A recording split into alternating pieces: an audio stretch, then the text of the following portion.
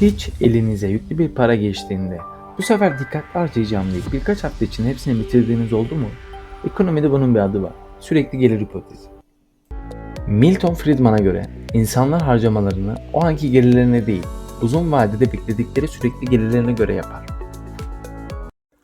Ayda 20.000 TL maaş alan biri bu paraya güvenerek düzenli harcamalar yapar.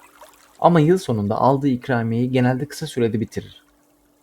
Öğrenci de her ayki harçlığını planlar. Ama bayram harçlığı gelince konser, kıyafet ya da elektronik eşya alır. Serbest çalışanlar da tek seferlik ödemeleri daha hızlı tüketir. Çünkü bu geliri sürekli beklemezler. Geçici ödemeler kısa vadeli tüketim artışı sağlar ama kalıcı maaş artışları yaşam standartını kalıcı şekilde değiştirir. Geçici gelir hediye gibi algılanır. Dopamin salgılar ve keyfi harcama artar. Sürekli gelir ise güven hissi yaratır. Elinize geçen geçici gelirleri de sürekli gelir gibi düşünün. Mesela 50.000 TL ikramiyeyi 12 aya bölüp her ay ek gelir olarak harcayın.